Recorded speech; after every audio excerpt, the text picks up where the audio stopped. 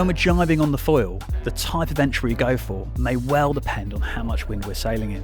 In lighter winds and with bigger rigs, it's so important to keep the mast forward and upright and to slice it to the outside of the turn, and this will stop us getting the rig back winded, which is highly likely to happen because we're foiling. The faster we're going and the windier the conditions, we can start to sheet the sail in a little bit more just to help us depower and dip the mast slightly to the inside. Once we're past this point though, we still need to drive the mast forward, upright, and then to the outside of the turn to get all the way around. Okay, so for the jibe, first I'm in the backhand down. Here I'm going to pull down from my front hand slightly and unhook. Then my back foot comes out to bear away and I'm going to set my height, which is low. As I start the jibe, my back foot moves all the way across the board and I drive the mast forward, looking out through the turn, opening the rig as I go. I sink my weight back to keep it foiling and change straight into the new strap. Once I flip the rig, get the power back on, and I can either hook in first or get the back foot in. Back foot then goes out and round and back into the back strap. As we go round the jibe, we'll need to decide whether we're getting too much lift or too little lift. And often this is most felt on the exit. If you're coming to the exit and you're underpowered, we need to stall the board to maintain lift in the foil. This may look like keeping your back foot further back and generating more lift through the foil, delaying the rig flip slightly so you can increase the power in the sail, or once you have flipped the rig, keeping the weight back to keep the lift on.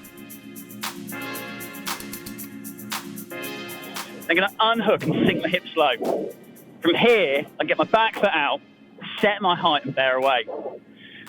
Then move my back foot all the way across and drive the mast forward and ahead of me, looking through the turn.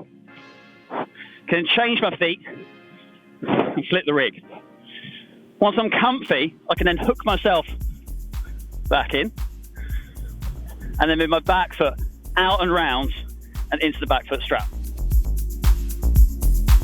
If you want to fully foil out of a jibe, there's a couple of key things to understand about the feet to make it happen. So first is when the back foot comes out, it comes into the middle of the board and that helps you set your height. You want to come in fairly low. But the next is the most important. My back foot then works all the way across before I go into the jibe and right back by the back foot strap. It goes all the way back because it helps me keep the lift on.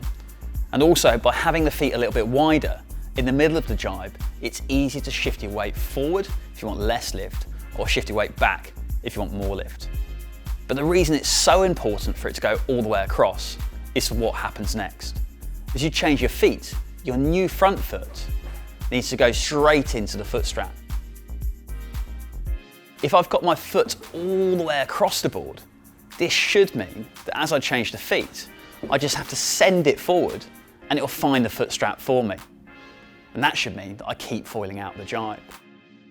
If I don't move that back foot all the way across my jibe, when I change the feet, I might stop banking, but more importantly, I'm more likely to try and fish around or miss that foot strap, and that's when I'm going to drop off the foil rather than come fully foiling out.